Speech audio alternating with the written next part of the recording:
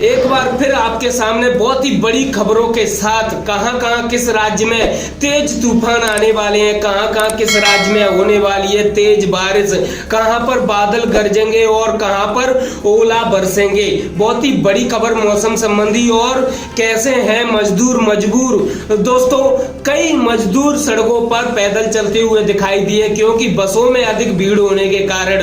तो मजदूरों से रिलेटेड जानकारी और कई प्रकार की कोरोना से आखिरकार किन राज्यों में लगने वाला है जल्द लॉकडाउन, वो भी पूर्ण रूप से, और किन राज्यों में पूर्ण रूप से लॉकडाउन लग चुका है, सब कुछ पूरी जानकारी के साथ। आखिरकार किस सीएम को हो गया कोरोना, क्या हो रही है लापरवाही।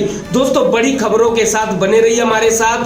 पहली बार आए तो चैनल को सब्सक्राइब, बेल आइकन को जरूर दाब देना, वीडियो को अधिक से अधिक शेयर करना।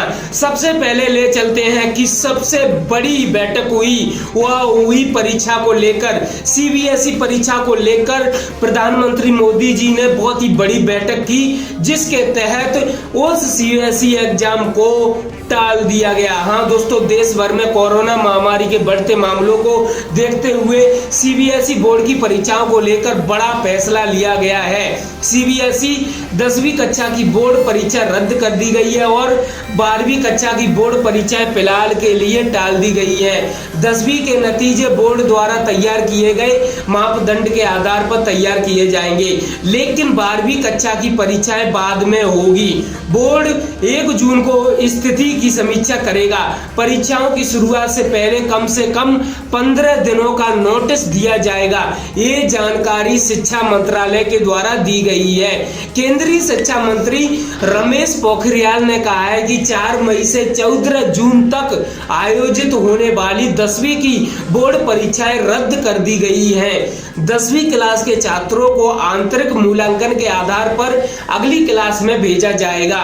अगर कोई छात्र मूल्यांकन से संतुष्ट नहीं है तो कोरोना से हालात सामान्य होने पर वह परीक्षा दे सकता है।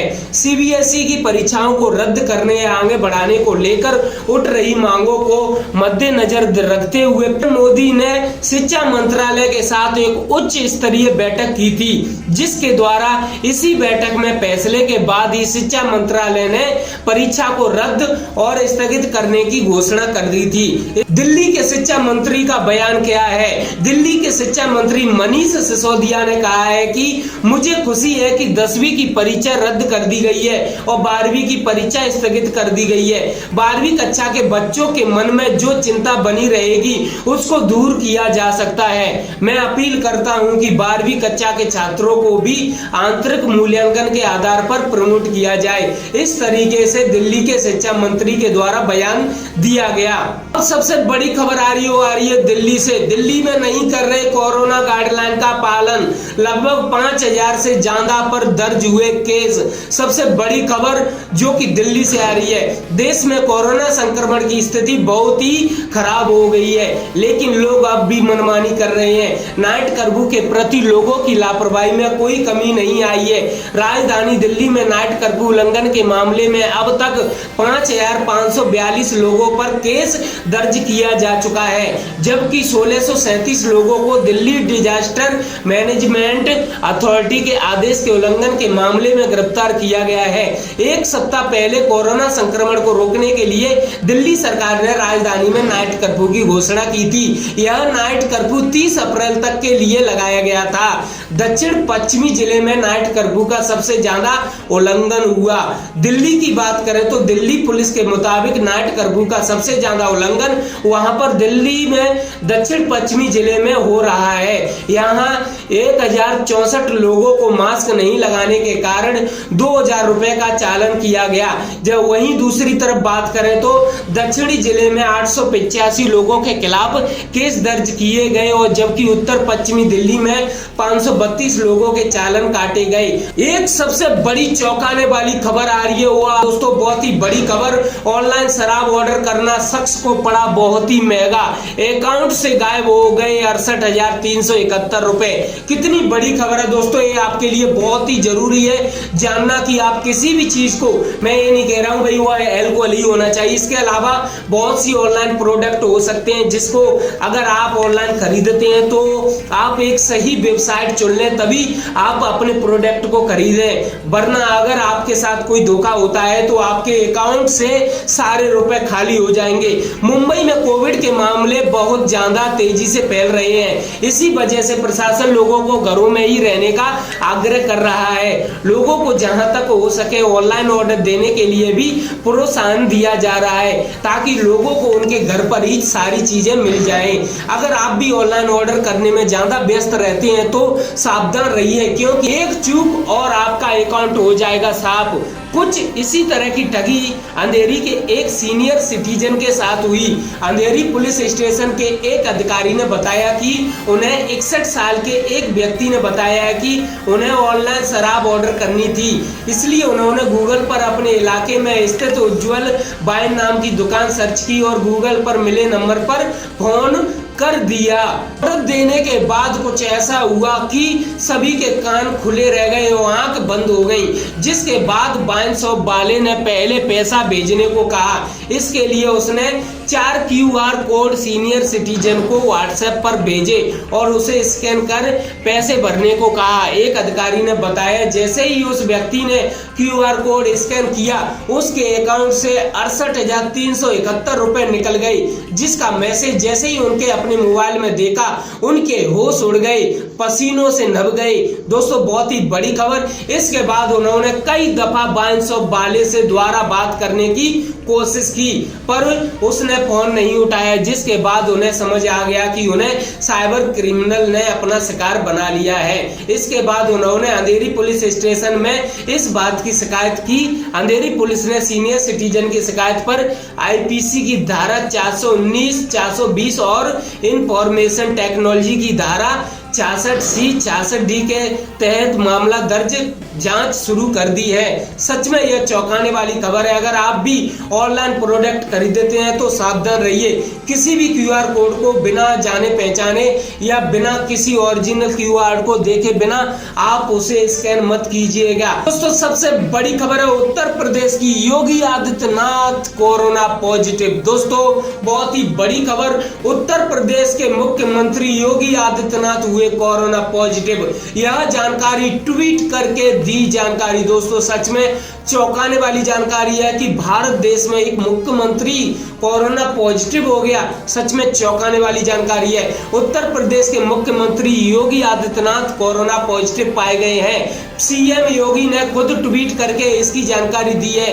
उन्होंने कहा है कि शुरुआती लक्षण दिखने पर मैंने कोविड की जांच कराई और मेरी रिपोर्ट पॉजिटिव आई है। मैं सेल्फ आइसोलेशन में हूं और चिकित्सकों के परामर्श का पूर्णतः पालन कर रहा हूं। अगली खबर बहुत ही बड़ी सुशांत सिंह राजपूत की है, क्योंकि बॉलीवुड के द्वारा एक मूवीज बनाई गई है जो कि सुशांत सिंह राजपूत की कहानी पर आधारित है। दोस्तों इस कहानी को लेकर लोगों के मनों में गुस्सा देखने को मिल रहा है और आप लोगों को बता दें कि यह सबसे बड़ी चौंकाने वाली बात है कि इतने महीने बीत जाने के बाद भी लोग सुशांत सिंह राजपूत का हैशटैग ट्रेंड करा देते हैं और लगता है कि सुशांत सिंह राजपूत को ये देशवासी नहीं भूल सकते कभी भी। सुशांत सिंह राजपूत की जिंदगी पर फिल्म बना दी गई है। मेकर्स ने ऐसा क्लेम नहीं किया है, लेकिन टीजर देख सुशांत सिंह राजपूत की जिंदगी पर बनी इस फिल्म का नाम न्याय द जस्टिस रखा गया है। फिल्म में शुरुआत के किरदार का नाम महेंद्र है और इस रोल के लिए जुबेर कैन को कास्ट किया गया है। वहीं टीजर में सुशांत की गर्लफ्रेंड रिया चक्रवर्ती भी दिखी है। मेकर्स ने इस फिल्म में रिया को उर्वशी का नाम दिया है और इस रोल में श्रेया शुक्ला को देखा गया है। और टीजर में दिखाया जा रहा है कि एक एक्टर आत्महत्या कर लेता है और उसके बाद कैसे जांच एजेंसियां इस भंवर जाल में फंस जाती है। सुशांत के करोड़ों फैंस इस टीजर को देखकर गुस्सा हो गए।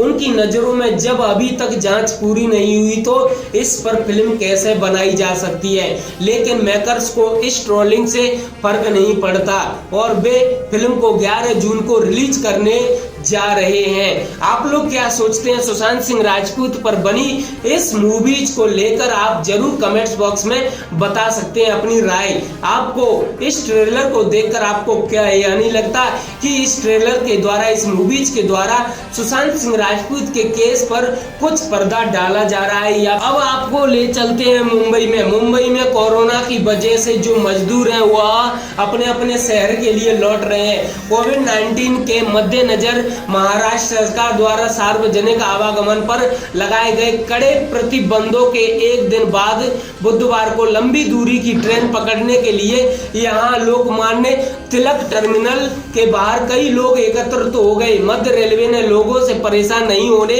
और रेलवे स्टेशन पर भीड़ नहीं लगाने की अपील की है। और देखते हैं मौसम संबंधी जानकारी किन किन राज्यों में आने वाले हैं। आंधी तूफान 24 घंटे का पूर्व अनुमान, किन राज्यों में तेज बारिश हुई और कहां पर होने वाली है। सच में चौंकाने वाली जानकारी आपके सामने मौसम संबंधी जानकारी लेकर आए हैं। मौसम विज्ञान विभाग ने देश के कई भागों में अगले 5 दिनों में बारिश होने का पूर्व अनुमान जताया है। विभाग के राष्ट्रीय मौसम पूर्व अनुमान केंद्र के मुताबिक दक्षिण प्रायद्वीपीय चक्रवाती परिसंचरण के चलते भारत के दक्षिणी पश्चिमी प्रायद्वीपीय क्षेत्र में अगले 5 दिनों के दौरान आंधी और बिजली चमकने के साथ ही बूंदाबांदी जारी रहने से लेकर तेज बारिश तक हो सकती है। इस दौरान 30 से 40 किलोमीटर। मौसम विभाग ने कहा है कि 15 और 16 अप्रैल के दौरान तमिलनाडु के दक्षिणी हिस्से एवं तटीय इलाकों, केरल, माहे और कर्नाटक के तटीय एवं दक्षिणी सुदूर इलाकों में भारी बारिश होने की संभावना है। इसके अलावा दक्षिण पश्चिमी मध्य प्रदेश और इसके आसपास के क्षेत्रों में भी चक्रवाती परिसंचरण की संभावना है। इसके चलते मध्य प्रदेश, विदर्भ, तेलंगाना, छत्तीसगढ़, पश्चिम बंगाल के गंगा क्षेत्रों और उड़ीसा में अगले 4-5 दिनों के दौरान, जबकि झारखंड में अगले 24 घंटे के भीतर आंधी और बिजली चमकने के साथ ही छिटपुर बारिश का अनुमान है।